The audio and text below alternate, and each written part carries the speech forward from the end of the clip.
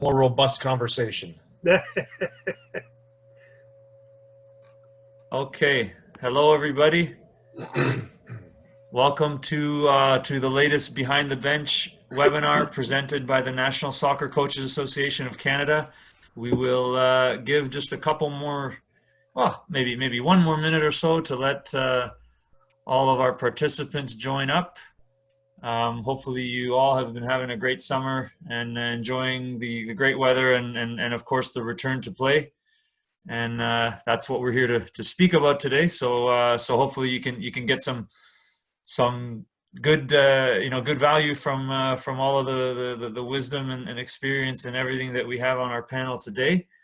So as we wait just a little while longer, I'll briefly introduce myself and some of our colleagues here. So my name is Richard Bucciarelli, and I'm the Director of Sports Science with NSCAC, and of course helping out to set up a lot of these different webinars and discussions with the organization. We've got Tony Ferrara, who is the Technical Director of our association here. We've got Kosmas Mouratidis, Director of Coaching. And we've got from the United States, Eskay. Am I saying that right? Yes, you are. Got it. Okay. He is the Director of Coaching at FC Fredrick, which is located in Maryland. In Maryland. All right. So we've got a unique and diverse group of people, perspectives from north and south of the border. Looks like the room is starting to fill up, so that's great. So welcome everybody, and maybe I'll let Tony start us off with this discussion today, which is how has return to play worked for you? Thank you, Richard. Thank you very much, and welcome everyone, and welcome Coach Eskay from Maryland. And we'll get a new look at how things are working south of the border, which is always interesting. So they always say, with this COVID, I guess things have changed quite a bit. How we deal with our daily lives, how we play, how we eat, how we learn, how we study, how we move around, and all those things. And soccer has been affected as well. The OSA has worked very hard, I guess, and diligently in putting together protocols and guidelines for clubs to follow, to assist the clubs in putting together a plan that would allow all of the players to come back and play and train safely. And so I'll start with that. Then I'll start with Kazi, if you don't mind, Kaz. Not at all. Since you are the local guy. So the OSA has all of these guidelines and protocols, but each club still had to put together their own, if you will, action plan, taking into account the recommendations and protocols and guidelines of the OSA. So what has your club done to ensure the safety of the players and the coaches and the parents? Well, first and foremost, thanks for inviting, and Bo, welcome to the chat. The organization follows the guidelines, the protocols that the OSA puts out, and what we do is try and fine-tune them and tweak them and text them so it works within our club, because every club has a differing template, obviously based on their clientele, the area that they're in. And we're in York region, and because of our location, we had some setbacks in terms of time, but then everything has seemed to flatten out, as it were. The questions that we asked ourselves as we were moving forward in the process were, how could we manage comfortably, effectively, the issue of having, one, the virus in an abundant fashion, not necessarily in the sport community, but in our community in general, and two, how could reinstatement of activity, participation, be brought in a phased place? So we follow what Ontario suggests, but then we go to our membership, and our membership has certain and specific concerns that are not different. They're not foreign to what anybody else has, but they might be in a different timeline. And so we found that in our membership, there was a huge demand to try and get back into play, into participation, but had to mitigate that with the safety concerns, obviously.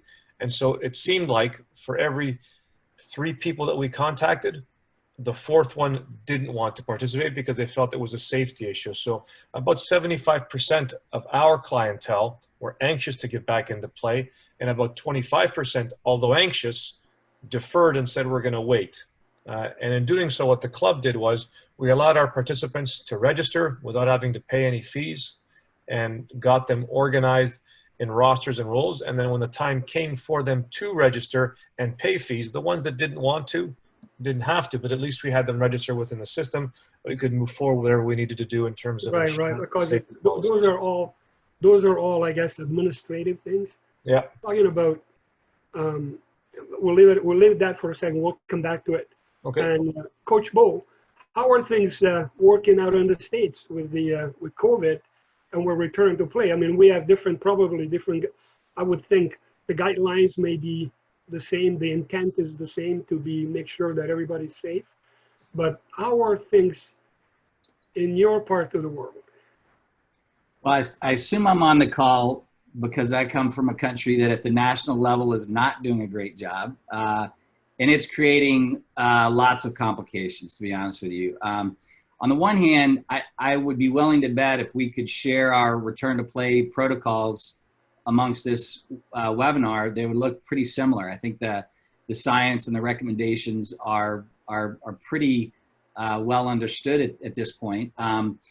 The problem that we are running into is essentially like political jurisdictions.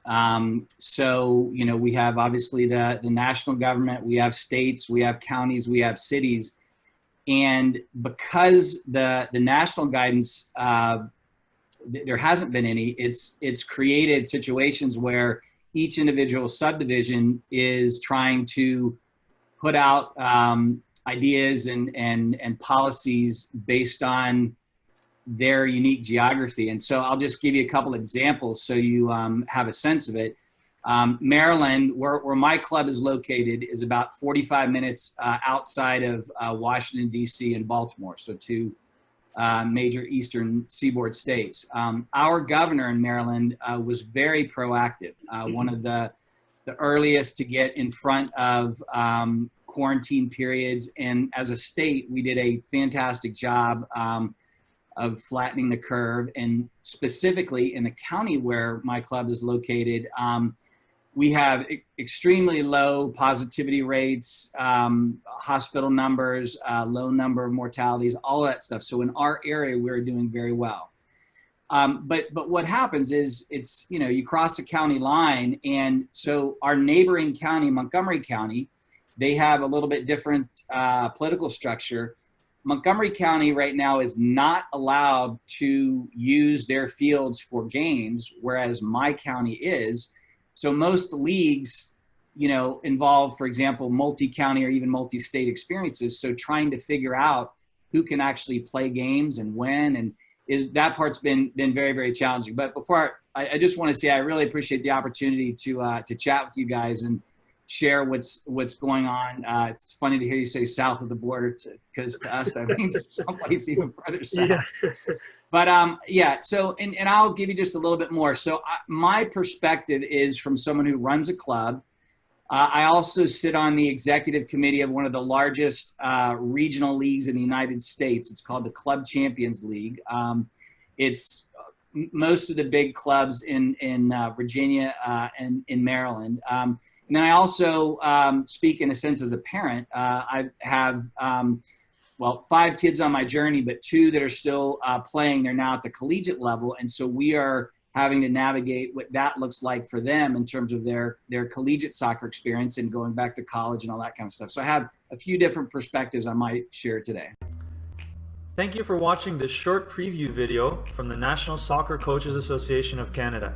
To see the full video, plus have access to hundreds of other coaching videos, blogs, webinars, and podcasts, plus free and discounted coach education courses and other soccer merchandise, plus to have exclusive access to register for all future NSCAC conventions, both live and online, click on the link below to become a member of the NSCAC today. Also, please remember to like and subscribe to our YouTube channel, as your continued support allows us to continue to provide coach education and coach development resources to soccer coaches across Canada and worldwide. Thank you again for your continued support, and we look forward to seeing you at future NSCAC events.